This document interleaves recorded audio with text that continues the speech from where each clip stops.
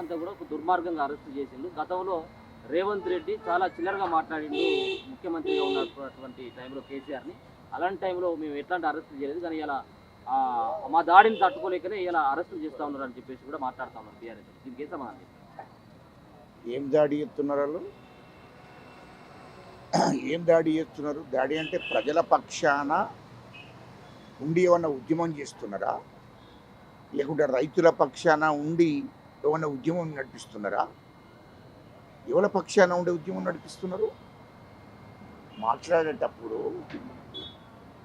అన్ని అవగాహన లేని మాటలు, అనాలోచనతోని అబద్ధాలన్నీ మీరు మాట్లాడుకుంటూ మా ముఖ్యమంత్రి గారిని మాట్లాడే అర్హత హరీష్ రావు కానీ కేటీఆర్ కానీ ఎవడికి లేదు అని అంటున్నా నేను. ఎవడికి లేదు. ఎందుకంటే మీరు అబద్ధాల గురించి మీరు మాట్లాడితే ప్రజలు నవ్వుకుంటారా? హరీష్ రావు, కేటీఆర్ మీరు గిట్ట అబద్ధాలనే విషయాలు మాట్లాడితే అసలు ప్రజలు అసహించుకుంటారు మిమ్మల్ని. సిగ్గు ఉండాలి ఆ మాట మాట్లాడడానికి. సిగ్గు ఉండాలని అంటున్నా. మాట్లాడే ముందు సిగ్గు ఉండాలి. మీరు 10 ఏళ్లలో 10 సంవత్సరాలలో 2014 నుంచి 2023 దాకా మీరు ఇచ్చిన హామీలు ఎక్కడ నిలబెర్చిండ్రో ఒకటి తర్వాత ఒకటి మీడియా ముఖంగా చెప్పండి. ఇదే మీడియా సాక్ష్యం. మీరు రాజ్యాంగం మీద ప్రమాణం చేసి మీరు 10 ఏళ్లలో ప్రజలను ఏ విధంగా మోసం చేసిండ్రో అది మేము చెప్తాం. అది తెలంగాణ ప్రజలందరికీ కూడా తెలుసు. ముఖ్యంగా దళితులకు, గిరిజనులకు, ఆదివాసులకు, అణగారిన కులాలందరికీ కూడా మీ గురించి తెలుసు. దొర అన్నీ తెలుసు కదా ప్రజలకు. ఎందుకు పరిచయం అవుతున్నారు మీరు? అంటే తెలంగాణ ప్రజలు నమ్మడానికి మిమ్మల్ని సిద్ధంగా ఉన్నారా? నేను ఒక్కటి అడుగుతున్నాను మిమ్మల్ని. తెలంగాణ రాష్ట్రం ఏర్పాటు జరిగితే ఇక్కడ ఇంటికో ఉద్యోగం అని కేసీఆర్ అన్నాడా లేదా? అది ఒక తల్లికి అబ్బకు పుట్టినట్టయితే మీరు కరెక్ట్గా చెప్పండి, ప్రజలకు చెప్పండి, మాకు కాదు. ఇంటికో ఉద్యోగం వస్తుందని చెప్పిండ్రా? మరి ఇంటికో ఉద్యోగం మీరు ఇస్తారని చెప్పిన వాళ్ళు ఎందుకు ఇంటికో ఉద్యోగం ఇవ్వలేదో అది ప్రజలకు చెప్పండి. ఇది పచ్చి అబద్ధం అన్నట్టే కదా కేసీఆర్, హరీష్ రావు, కేటీఆర్. మీరే చెప్పండి దీనికి సమాధానం. జీవన్ రెడ్డి విషయంలో నేను లెక్కలకు కూడా తీసుకోమని పక్క పెట్టండి, కానీ అది ఆ విషయం పక్క పెట్టండి. మీరు చెప్పండి. మీరు ఇంటికో ఉద్యోగం ఇస్తారని చెప్పారు. తెలంగాణ ఏర్పడ్డాక మా గవర్నమెంట్ వచ్చినాక వెంటనే ఇంటికో ఉద్యోగం వస్తుందని చెప్పారు. ఇచ్చిండ్రా అని అంటున్నా. 10 ఏళ్ళల్లో ఇవ్వలేదు కదా. అదేవిధంగా దళితులకు, ప్రతి నిరుపేద దళిత కుటుంబానికి 3 ఎకరాల భూమి ఇస్తారని స్వయంగా ఆనాటి మాజీ ముఖ్యమంత్రి కేసీఆర్ చెప్పిండు కదా. మరి దాన్ని ఎందుకు ఇవ్వలేదు? కేటీఆర్, హరీష్ రావు నువ్వు సమాధానం ప్రజలకు చెప్పాలి. రెండోది, డబుల్ బెడ్రూమ్ ఇస్తారని చెప్పిండు 10 ఏళ్ళల్లో. డబుల్ బెడ్రూమ్ తెలంగాణలో ప్రజలకు, నిరుపేదలకు ఎందుకు డబుల్ బెడ్రూమ్ ఇవ్వలేదు? దానికి సమాధానం చెప్పండి. అదేవిధంగా దళిత బంధు అనేది హుజురాబాదు నియోజకవర్గం ఉప ఎన్నికల కోసం పెట్టిండ్రు. దళితులను నమ్మించి మోసం చేసిండ్రా లేదా? తెలంగాణ రాష్ట్రంలో దళిత బంధును మీరు ఆ దళిత బంధు ఇచ్చినాక కూడా 2 ఏళ్ళు అధికారంలో ఉన్నారు. మరి ఎందుకు దళిత బంధును మొత్తం అమలు చేయలేదు? దళితులందరికీ దళిత బంధు ఎందుకు ఇవ్వలేదని అడుగుతున్నా. అదేవిధంగా బీసీ బంధు అని పెట్టారు. మరి బీసీ బంధు ఎందుకు ఇవ్వలేదు తెలంగాణ ప్రజలకు, నిరుపేద బీసీలకు? దానికి సమాధానం చెప్పండి. అదేవిధంగా మీరు మొత్తం తెలంగాణ రైతాంగానికి ఒకటేసారి రుణమాఫీ చేస్తారని చెప్పారు. 10 ఏళ్లలో మీరు రైతులకు ఎందుకు రుణమాఫీ చేయలేదో తెలంగాణ ప్రజలకు చెప్పండి. మొదలు రుణమాఫీ ఎందుకు చేయలేదు? మరి ఇన్ని అబద్ధాలు ఆడుకుంటూ, ఇన్ని మోసాలు చేసుకుంటూ మేమేదో మొత్తం తెలంగాణలో మేము మాట్లాడిన మాటలకు తట్టుకోలేక చేస్తున్నారు. మీరు తట్టుకోలేక మమ్మల్ని అరెస్టులు చేపిస్తున్నారు. అది కాదు, మీరు చేసింది ఏందో చెప్పండి. తెలంగాణ ప్రజలకు మీరు చేసింది ఏందో చెప్పండి. రైతులకు ఒకేసారి రుణమాఫీ చేస్తారని 10 ఏళ్లలో రైతులకు రుణమాఫీ మీరు చేయలే. మీరు చేసిన మోసాలు 1 కాదు 2 కాదు. మొత్తము తెలంగాణ ప్రజలకు ఇచ్చిన హామీలను ఎక్కడ కూడా మీరు అమలు చేయలే. 1 2 చేసి దాని 10 ఏళ్లలో మొత్తం మేమే నడిపించినాం. ఈ తెలంగాణ ప్రజలు మేమత్తని అన్నం పెడితే బతికినట్టు మాట్లాడకూడదు అంటున్నా. కాదు, ఇప్పుడు బాల్కసుమన్ విషయంలో ఆయన పోయి రైలు పట్టాలను పోయలేదు, సింగరేణి భవనాన్ని ఏం అద్దెతో అడ్డు పెట్టలేదు. సో చాలా రకాలైనటువంటి రెచ్చగొట్టేటువంటి ప్రసంగాలు మీరు చేసింది, ఇంకెవరైనా చేసింది. కేవలం ఆ ప్రసంగం చేయడం ద్వారా అరెస్ట్ చేయడానికి దీన్ని ఎట్లా అర్థం చేస్తారు? ఒకటి గుర్తుపెట్టుకోండి, రాజకీయ నాయకులు ప్రసంగం చెయ్యడం తప్పులేదు. రాజకీయ పార్టీల నాయకులు, ఏ పార్టీ అయినా, ఏ పార్టీ నాయకులైనా ప్రసంగాలు చేసి ఒక పద్ధతి ప్రకారం ప్రజాస్వామ్య పద్ధతిలో మాట్లాడితే తప్పు లేదు అని అంటున్నా, ప్రశ్నించితే తప్పు లేదు అని అంటున్నా. కానీ ఇక్కడ ఏం చెప్పాడు, ఇక్కడ కేటీఆర్ అనేవాడు మొట్టమొదటి స్టార్ట్ చేశాడు. కొడంగల్ కాన్స్టిట్యున్సీలో అక్కడ రైతుల భూమిని రైతులను ఒప్పించి మెప్పించి అక్కడ కంపెనీ పెడదామని ఓ ప్రాజెక్టును తయారు చేస్తే అక్కడ కలెక్టర్ పోతే కలెక్టర్ మీద ఒక ప్రైవేట్ గుండాలను, మిలిటెంట్లను కేటీఆర్ అంటూ పంపించి ఒక ప్రభుత్వ అధికారుల మీద, కలెక్టర్ మీద దాడి చేయించాడు కేటీఆర్. వీడు కేటీఆర్ అనేటోడు రాజ్యాంగం మీద ప్రమాణం చేసి మంత్రిగా 10 ఏళ్ళు పరిపాలన నడిపించిండు. ముఖ్యమంత్రి కేసీఆర్ ముఖ్యమంత్రిగా ఉండి 10 ఏళ్ళు పరిపాలన నడిపించిండు. హరీష్ రావు నడిపించిండు. మరి ఆ దాడి ఎందుకు చేసిండు ఒక కలెక్టర్ మీద? అంటే అప్పటి నుండే మిలిటెంట్లను తయారు చేస్తున్నారు కేటీఆర్.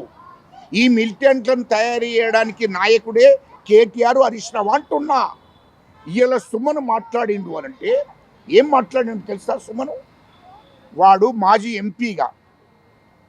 ఎంపీగా రాజ్యాంగం మీద ప్రమాణం చేసినటువంటి వాడు. రాజ్యాంగాన్ని గౌరవించవలసిన అవసరం ఉంది. బాబాసాహెబ్ అంబేద్కర్ రాసిన రాజ్యాంగాన్ని గౌరవించాలి, చట్టాలను గౌరవించవలసింది పోయి ఏమన్నాడు? మీ మీడియా ముందంటే మీ మీడియానే సాక్ష్యం. కార్యకర్తల సమావేశంలో ఒక టీఆర్ఎస్ ఆఫీసులో ఇట్లయితే కుదరదు, మొత్తం మిలిటెంట్గా తయారై మొత్తము తగలబెట్టండి, కేంద్ర ప్రభుత్వ ఆస్తులను కూడా తగలబెట్టండి.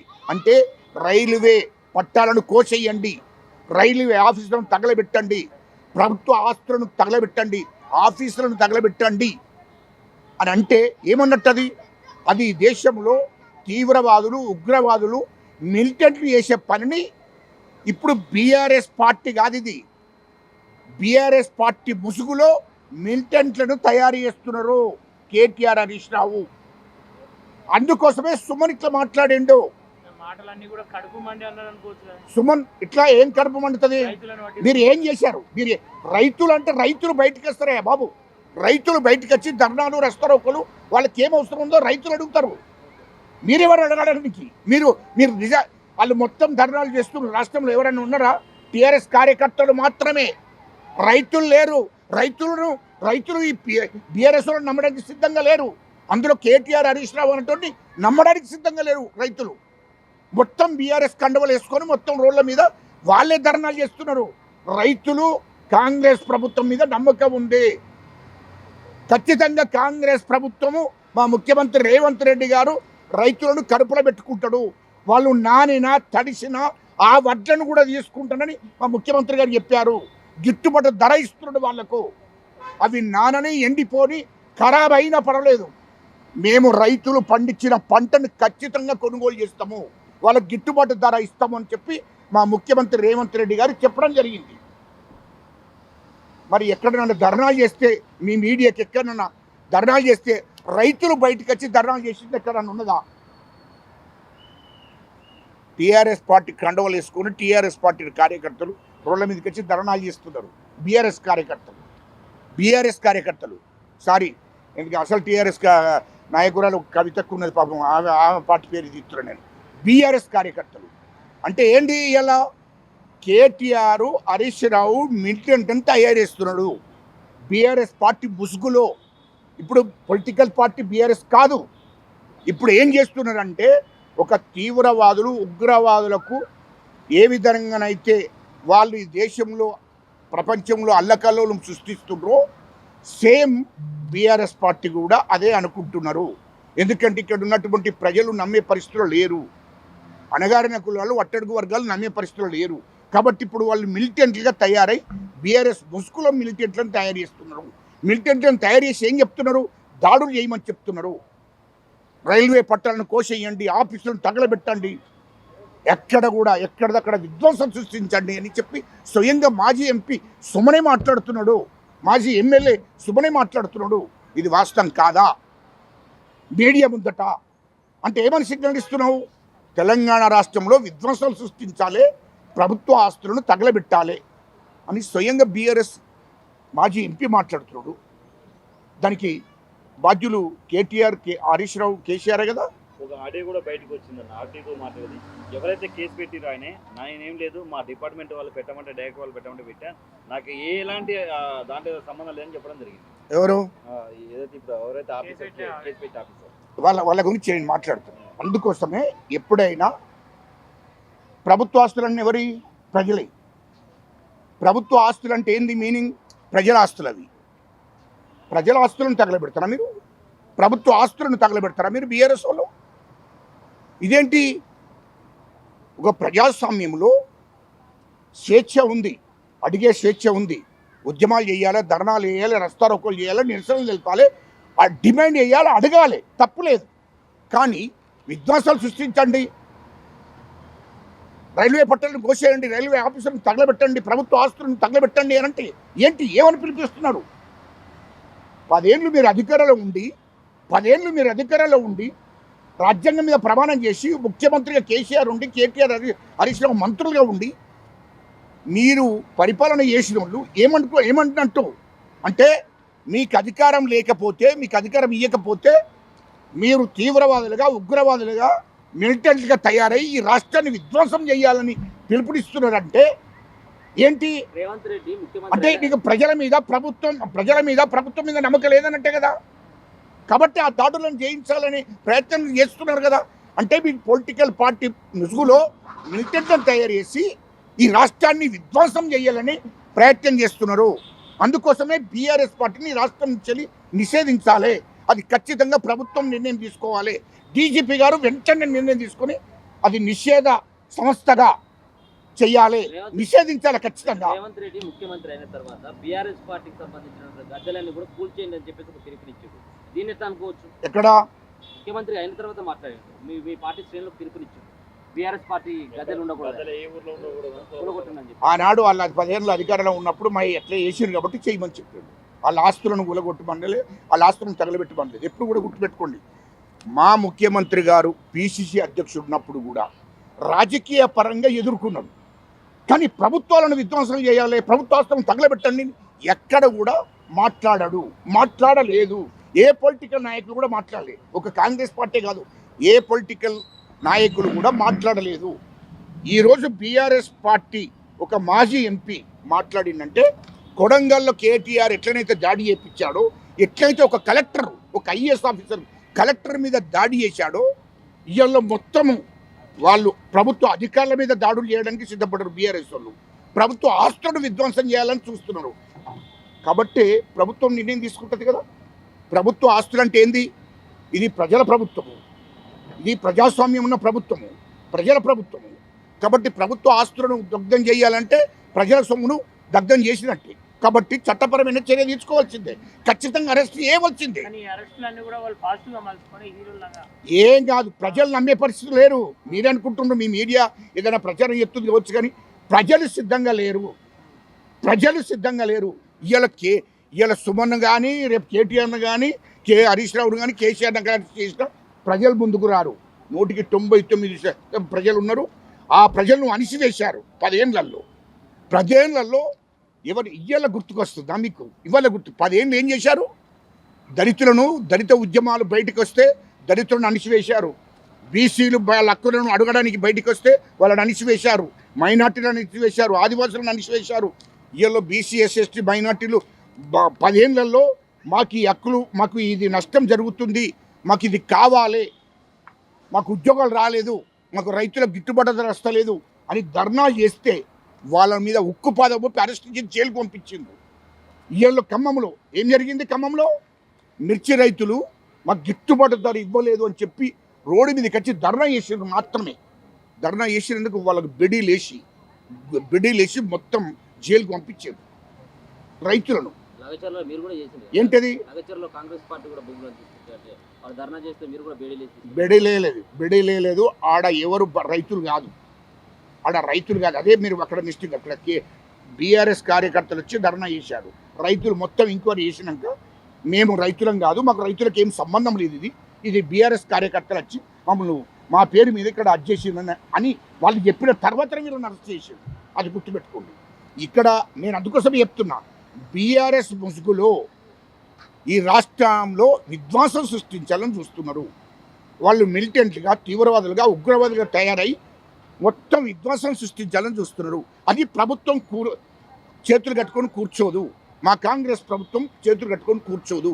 ప్రజల ఆస్తులను, ప్రభుత్వ ఆస్తులను కాపాడవలసిన బాధ్యత మా ముఖ్యమంత్రి గారి మీద ఉంది.